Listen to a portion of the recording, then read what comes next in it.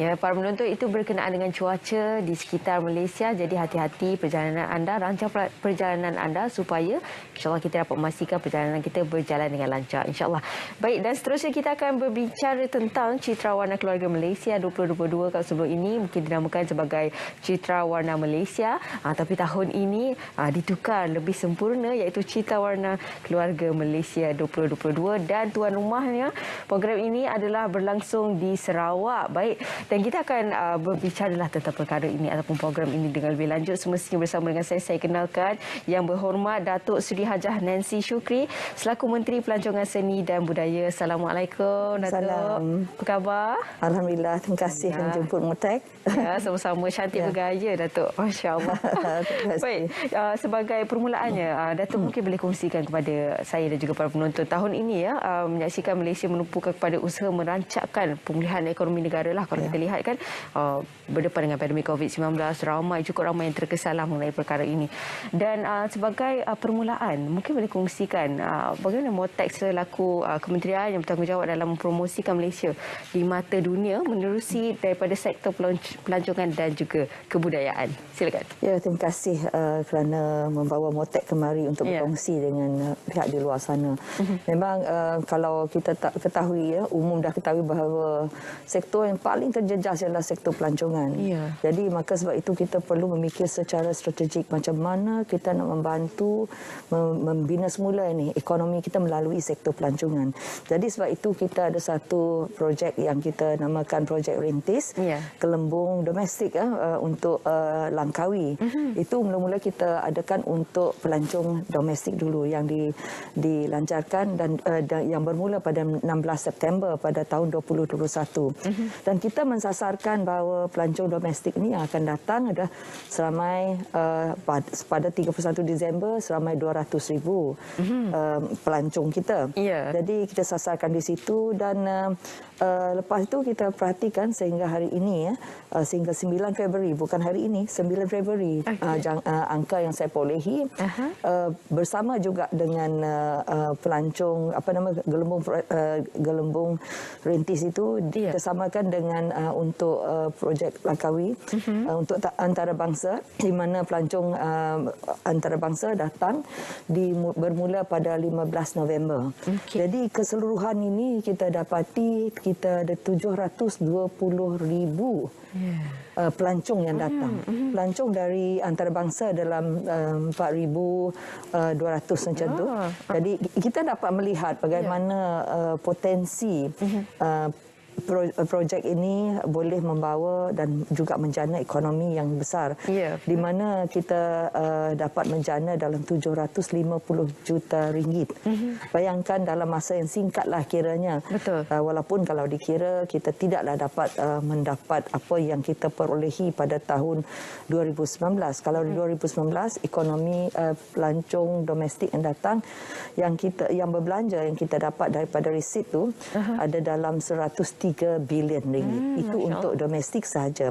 Kalau antarabangsa kita dapat dalam 86 bilion ringgit. Tapi tak apa, kita sudah mulakan yang sedikit ini. Inilah memberi kita keyakinan untuk meneruskan aktiviti-aktiviti di Langkawi dahulu. Apa yang berlaku ialah kita menggunakan Langkawi sebagai projek rintis dan mereka datang dari luar negara, mereka perlu mematuhi SOP lah seperti mana yang disarankan oleh MOH kerajaan kita. Jadi kita patuhi semua itu dan pelancong-pelancong pun mematuhi semua ini. Dan sebelum itu SOP kita adalah pada 5 hari bila mereka tinggal di sana mereka perlu ada swab test lagi. Sebelum itu datang 72 jam perlu ada swab test. Dan tetapi sekarang ini SOP itu dipermudahkan. Perlu ada swab test sebelum datang selama kalau tak silap 72 jam. Sekarang ini mereka tinggal di Langkawi sebanyak 7 hari. Lepas tu mereka boleh bebas pergi ke luar negara. Negeri-negeri di luar daripada Langkawi. Saya nyatakan ini sebab banyak persoalan. Orang bertanya dengan saya bila kita punya borders persempadan untuk luar negara antarabangsa ini buka. Sebenarnya kita dah buka secara berperingkat lah. Berperingkat, tetapi itu kita sudah buka melalui Langkawi tinggi. Maka sebab itu ada yang bertanya, jadi saya nak war-warkan di sini dari luar negara boleh datang melalui Langkawi sebelum kita membuka seluas-luasnya border kita untuk secara terbuka lah. Semalam pun saya kena tanya. Jadi sabarlah menanti, insya-Allah kita taklah lama sangatlah. Kita tak mahu Malaysia ini terus ditutup. Betul. Jadi ianya menjejaskan sektor ekonomi dalam pelancongan ini. Jadi kita mengharapkan dengan apa yang berlaku ini ianya boleh membawa kita kepada aktiviti-aktiviti besar yang lain. Sebab Langkawi ini merupakan satu pulau yang terasing, isolated. Jadi mudah untuk kita mengawal, mudah untuk kita mengetahui dan juga kita nak monitor tadi, kita tahu berapa banyak kita dapat, berapa ramai orang datang. Dan dari situ kita mengetahui bahawa pelancong domestik kita memang orang kata dah cari tempat untuk melancong. Betul. Jadi memang ramai sehingga hari ini pun kalau barangkali kalau saya dapat lagi jumlah barangkali sudah sampai 800,000. Tapi setakat 9 Februari itu yang saya dapat tu, yang saya kongsikan yang ada dalam 720,000. Jadi ini satu kata orang motivasi lah untuk kami dalam sektor pelancongan ini. Dan juga kalau kita bercakap mengenai sektor pelancongan, ianya juga melibatkan yang elemen-elemen komponen yang lain, macam craft kita juga boleh kata orang bolehlah cari makan. Dan juga yang program-program lain berkaitan dengan pelancongan. Jadi ini membawa kita kepada satu lagi aktiviti besar yang kita nak bawa ke Sarawak, iaitu Citra Warna. Jadi kalau dulu tadi saya dengar juga kata Citra Warna Malaysia. Tapi sekarang ini dia dinamakan Citra Warna Keluarga Malaysia. Ini yang akan kita anjurkan sebagai satu projek yang boleh menjadi kayu pengukur bagi kita menganjurkan aktiviti-aktiviti besar yang lain. Sebab kita tidak dapatlah nak berhenti sampai tunggu tahun 2024. Betul. Kerana yang memerlukan inilah industri players kita, tourism industry players kita yang banyak menyuarakan hasrat mereka dan juga disappointment mereka lah.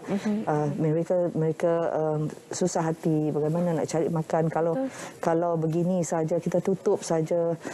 Motek ni Motek kena kritik juga kata kita ni terlalu mendengar kementerian yang lain. Jadi kita bekerjasama dengan kementerian-kementerian yang lain supaya orang datang ke Malaysia, orang pergi ke Langkawi, orang pergi mana-mana pun mereka berada di dalam satu kawasan dan juga keadaan yang selamat. Bila melancong pun selamat. Itu yang kita mahu. Inilah sebab itu kita bawa Citra Warna yang pertama sekali selepas 2 tahun. InsyaAllah ianya boleh berlaku dengan baik, dengan lancar. InsyaAllah. Amin. Amin. Baik. Dan mengangkat tema pada tahun ini, Tamasya Kepelbagaian Budaya. Mungkin Datuk Seri boleh perincikan dengan lebih lanjut lagi. Kalau kita melihat dari segi temanya, Tamasya Kepelbagaian Budaya yang bermaksudlah kemeriahan fiesta warna-warni. Nama sudah Citra Warna. Jadi kita nak melihat kemeriahan fiesta warna-warni dengan kepelbagaian program dan juga aktiviti pelancongan serta persembahan seni dan budaya Malaysia menjadi tema Citra Warna kali ini. Dan kita ada 3 perkara utama yang kita nak ketengahkan lah. Pertama, kita bercakap mengenai kebudayaan. Kita kaya dalam bidang kebudayaan. Jadi sebab itu kita nak anjurkan kebudayaan dari segi yang kita nak promosikan kepada pihak luar sana, orang dalam negara kita sendiri dan juga orang luar negara. Jadi kita nak mempamerkan kebudayaan yang ada dalam negara kita dari segi seni budaya, dari segi adat resam, dari segi kraf tempatan serta keunikan makanan, warisan dan permainan tradisional. Dan selain daripada itu juga kita ada orang putih kata unity in diversity yang bermaksudkan dari segi ianya kepelbagaian dalam mencerminkan kehidupan bersatu dalam kepelbagaian. Bersatu dalam kepelbagaian ini satu keunikan negara kita, di mana kita mempunyai pelbagai bangsa dan agama yang ada dalam negara kita, dan di sini yang kita nak tunjukkan, nak pamerkan bagaimana masyarakat majmuk ini boleh hidup bersama dengan aman dan damai. Dan kita kata orang memang we are proud, kita proud dengan, kita bangga dengan apa yang kita ada dalam negara kita. Ini yang kita nak pamerkan, unity in diversity ini. Dan seterusnya juga kita nak mempromosikan pelancongan bertemakan akar budaya tempatan, di mana dalam kita mempunyai semua ini perlu dipromosikan. Kalau kita tidak promosikan, orang luar tak tahu apa yang kita buat. Malah dalam negara kita sendiri, terutama sekali mereka dalam golongan yang ada ini, selalu mereka pergi ke luar negara. Semasa COVID ni, mereka mencari-cari tempat. Sampai diorang tanya saya, kami ni sudah banyak dah hotel, kami pergi resort, dah kami pergi, mana lagi kami nak pergi? Saya cakap, pergilah negeri you sendiri. Jadi dia kata, oh saya orang Kelantan. Wah, dia kata, pertama sekali saya pergi Kelantan, full jam di situ. Saya, orang kata traffic jam tu saya suka. Saya kata itu masalah yang bagus. Bagi kami. Bagi kami di Motek itu merupakan masalah bagus kerana ianya menunjukkan orang sudah sedar mengenai tempat-tempat yang ada dalam negara sendiri.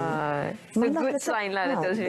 Di kawasan kita sendiri, saya baru tahu ada waterfall. Jadi ini yang saya sendiri baru promote. So kalau tidak, kita tidak tahu. Jadi ini yang kita perlu promosikan. Jadi 3 perkara yang kita nak fokus kali ini. Kita ada kebudayaan, unity in diversity dan juga promosi. Ini yang perlu kita utamakan pada kali ini. 3 perkara asas yang paling penting. Perkara asas penting untuk kita. Jadi baik. Dan seperti mana kita tahu sekarang ini pemilihan lokasinya adalah di Sarawak. Kenapa di Sarawak, Datuk Seri? Sebenarnya selama ini Citrawarna diadakan di lain-lain tempat. Ini adalah pertama kali Sarawak dipilih sebagai tuan rumah. Dan ia juga saya rasa ia bertepatan. Bukan kerana saya orang Sarawak, ramai orang kata ini orang Sarawak kan. Saya rasa kita perlu berlaku adil lah. Sebab di sini juga baru-baru saja kena banjir. Jadi saya rasa baik kita bawa ke timur. Lepas itu lain-lain negeri pun memang ada perancangannya semua. Tapi selama ini berapa lama dah ini memang diadakan di sini. Jadi di situ juga bertepatan dibawa ke Sarawak kerana Sarawak juga mempunyai kekayaan dari segi apa yang kita nak anjurkan, unity, diversity. Itulah orang kata satu Malaysia dahulu. Kalau nak pergi tengok satu Malaysia, pergilah Sarawak. This is what we are trying to promote. Dan juga dari segi kebudayaan, ramai orang tak tahu. Sebab kita ni kaya dengan budaya seni kita. Jadi apa yang bezanya dengan Sarawak? Jadi di situ kita juga nak membantu di Sarawak ni dia punya tourism industry players kita juga nak hidup juga. Jadi ada orang kata tak apa, lama jadi menteri pelancongan tak ada bawa apa-apa kat Sarawak. Ini yang saya bawa. Tapi memang agak mencabar kerana kita dalam keadaan begini, dalam keadaan COVID. Namun begitu banyak yang perlu kita pamerkan yang di Sarawak ini. Tapi kita kerjasama dengan kerajaan negeri, bermesyuarat berkali-kali untuk memastikan apa yang kita nak lakukan. Citrawarna ini memang agak mencabar kerana kita tidak dapat hanya mendapat 350 orang yang menonton. Sebab tempatnya di Kuching Waterfront. Ada ke tidak ada Citrawarna, tempat itu memang penuh. Memang sentiasa orang ramai. Jadi peluang ini kita gunakan untuk bukan sahaja mempamerkan semua yang ada di negeri Sarawak ini lah, di mana kaum etnik besarnya ada 27. Sub-etnik tu banyak lagi. Inilah peluang untuk kita mempamerkan, dan orang-orang Sarawak sendiri pun nak melihat, mereka cari tempat apa mana nak pergi. Kalau ada yang cakap di Kuching Waterfront itu pada setiap hujung minggu. Tak payah hujung minggu lah, tetapi hujung minggu paling ramai. Saya sendiri melihat sebelum saya bersetuju untuk membawanya ke Sarawak. Saya melihat sendiri, orang begitu ramai. Tapi tak ada lagi nak SOP mereka. Tapi untuk Citawarna ini, untuk Citawarna Keluarga Malaysia, kita telah menyusun atur dari segi SOP. SOP-nya di mana orang tidak dibenarkan berjalan saja. Kita akan letakkan mereka di bawah kanopi.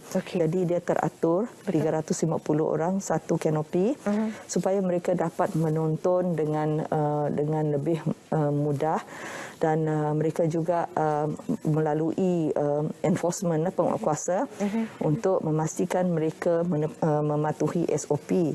Jadi ini yang kita anjurkanlah. Mudahan ianya tidak ada halangan. InsyaAllah. Ya. Pentas di dalam sungai tau. Wah, menariknya Datuk Sri. Ini yang kita nak lihat lah. Banyak lagi yang akan nanti saya ceritalah pasal aktiviti dia. Seronoknya Datuk Sri kan. Aktiviti dia yang banyak yang kita nak lakukan pada masa itu nanti. Dan kalau kita lihat dengan adanya SOP, kita pun akan rasa lebih selamat lah Datuk Sri kan untuk menonton. InsyaAllah. Lebih tenang, lebih saya yang khawatir tahu, sebab saya yang beranikan diri. Saya menerima juga cabaran. Kenapa you berani bawa ke Sarawak nanti masa ni? Saya kata tolonglah, saya kata. Sebab ini sudah dari tahun lalu lagi. Sampai bila kita nak tunggu-tunggu ini.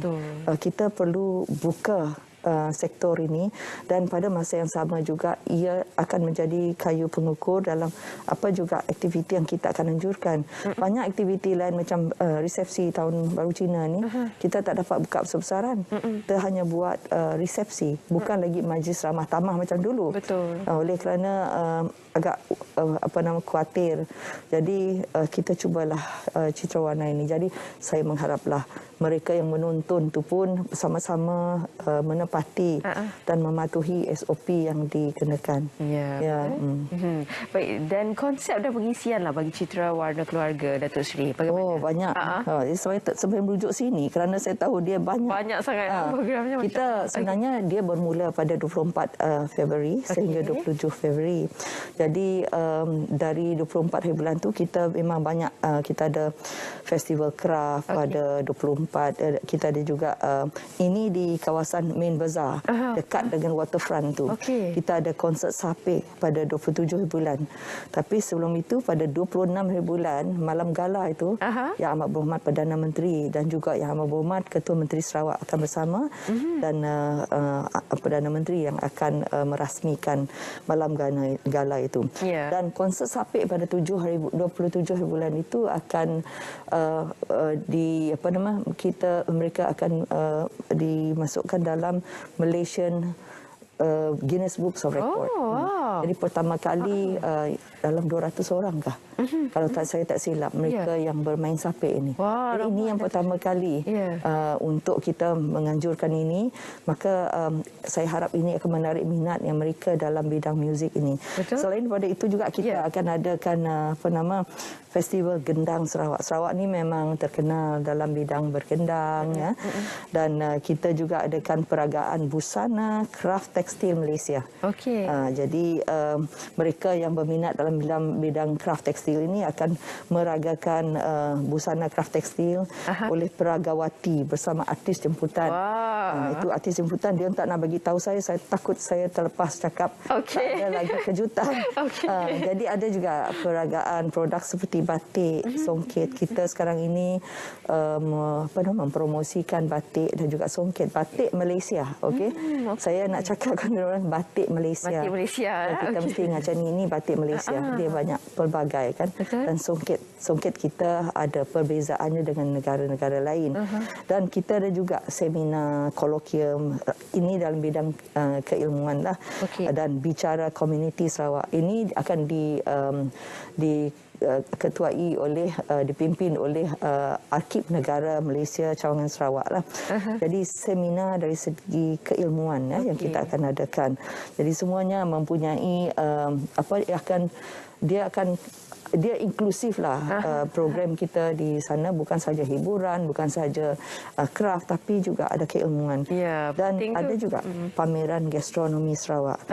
Sebab Sarawak, Bandar Kuching, Bandaraya Kuching telah mendapat pengiktirafan daripada UNESCO, iaitu dari sudut gastronomi dia, di bawah Creative Cities. Jadi yang akhirnya saya rasa demonstrasi food fusion negeri-negeri ini, kita ada negeri-negeri di dalam Malaysia ini, mereka pun akan mempamer makanan-makanan dari negeri-negeri. Saya rasa ada beberapa buah negeri sudah bersetuju. Selain daripada itu juga kita ada food bazaar.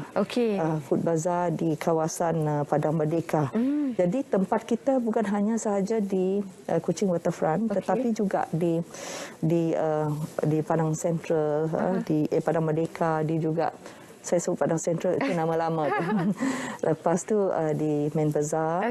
Dan kita ada juga untuk kanak-kanak yang berminat, ada bunga api. Kita ada pameran, jualan, demonstrasi dan interaktif daripada jabatan-jabatan dan juga agensi di bawah Motek. Mungkin ada yang nak bertanya kan.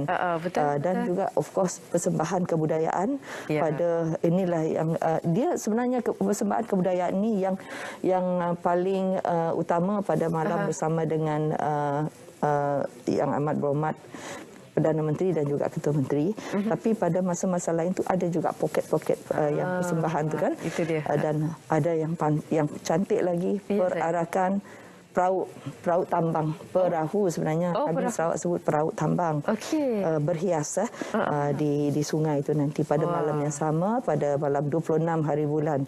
Jadi sebanyak 20 buah lah perahu tambang yang akan barak bersama muzik. Dia ada musical fountain. Jadi lepas tu yang akhir sekali tadi saya cakap persembahan bunga api dan juga musical water fountain. Dan ada juga treasure hunt Kuching Waterfront Sarawak. Itu di antara pengisiannya. Begitu padat Datuk Sri. Padat kita nak cover semua orang dewasa, kanak-kanak, betul. Dan ibu bapa pun boleh ni. Boleh turut juga serta, kan? turut serta. Jadi ini yang pengisiannya pada untuk program itulah. Ya, baik, itu dia memang begitu padat, jadi boleh anda terutamanya yang berada di Sarawak memang beruntunglah kan untuk menyaksikan secara fizikal, boleh pergi menghadirkan diri anda. Baik, dan seterusnya kita akan beralih kepada Hari Kraf Kebangsaan 2022 Datuk Sri. Setiap tahun kita pasti akan menyambut, dan tahun ini mungkin Datuk Sri boleh kongsikanlah tentang konsep dan juga tema yang dibawakan. Sebenarnya Hari Kraf Kebangsaan ini ianya telah dipersetujui untuk diadakan pada setiap bulan Februari. Kalau diluluskan pada tahun 2002 bulan Mac dulu. Jadi telah dipersetujui oleh Jemaah Menteri, maka ianya dilaksanakan pada minggu terakhir bulan Februari. Maka itulah kita di Sarawak ada cerita warna. Di sini pula kita ada Hari Kraf Kebangsaan. Ada dua. Ada dua. Jadi sebab itu program ini juga merupakan acara yang sentiasa dinantikan, terutama sekali mereka dalam industri kraftangan ini. Mereka juga terjejas. Jadi sebab itu kita terpaksa cari jalan untuk mengenengahkan mereka juga. Malah ingin saya nak curi cerita di sini bahawa apa yang telah kita lakukan untuk craft pengukir craft misalnya. Kalau dulu pengukir craft hanya buat di tepi jalan. Tetapi dengan adanya kita ini membantu mereka melalui craft tangan Malaysia, kita telah mendapatkan kata orang, mereka ini dapat dibawa bersama, dimasukkan dalam tender. Dulu dia ukirkan, boleh dimasukkan tender. Kalau dulu orang nak buat bangunan ke apa, kalau ada ukiran tu ambil saja dari mereka secara tidak rasmi. Jadi masuk dalam tender punya kos. Mereka di-recognize lah, di-recognize oleh insya-Allah oleh kerajaan, dan mereka boleh menyertai dalam tender. Ini satu impak yang begitu penting sekali, yang mana mereka sudah dapat tempat dalam proses tender. Jadi HKK kita bertujuan untuk meraihkan hasil seni kraf yang ada dari seluruh negara. Jadi mereka yang kita ada dari seluruh negara yang datang. Sebenarnya di sinilah kita melihat bagaimana progres seni kraft kita ni, kraft tangan kita, ianya semakin hari semakin tinggi mutu nilainya dari segi kualiti standardnya juga. Betul. Saya memerhati mereka yang buat bakul. Kalau dulu bakul mereka banyak yang kualiti dia tak berapa cantik. Okey. Jadi dengan ada masa seperti Hari Kraft kebangsaan ini, mereka dapat melihat satu persembahan dari yang lain. Betul. Mereka menggunakan itu sebagai kayu pengukur juga. Ya, mereka betul. boleh menggunakan untuk mereka improve dengan apa yang mereka ada itu, mereka akan perbaiki. Ya. Perbaiki produk yang mereka ada. Jadi sebab itu saya tak nak cerita panjang dengan Hari Kraft ni tahu. Sayang nanti ada dekat hari nanti kita akan cerita keseluruhannya mengenai Hari Kraft kebangsaan ini. Bagaimana ia boleh menarik minat orang ramai lagi. Yang saya mahu ialah mereka yang terlibat, terutama sekali mereka dalam bidang seni kraft ini yang akan menjual hasil mereka. Bersedialah. Kalau dulu sampai 3 hari dah habis dah. Jadi pada hari ini bolehlah mulakan untuk tunjukkan dengan orang ramai. Kita punya kita punya tangan sendiri, hasil tangan hasil sendiri. Seni ini ada di sini. Betul. Kita ada ini dari segi kain. Betul. Tengok kehalusannya. Kehalusannya semakin hari kita dapat melihat kualiti produk kita semakin hari semakin tinggi. Yang cantik, bagus, yang boleh dipasarkan di luar negara sana. Itu yang penting. Betul. Banyak yang kita lakukan. Di sebelah Datuk Seri pun ada bag-bag juga kan, kalau kita lihat kan begitu halus ya. Bagaimana betul. mereka menghasilkan. Sekarang ini menjadi trend untuk bawa bag-bag begini tahu. Betul.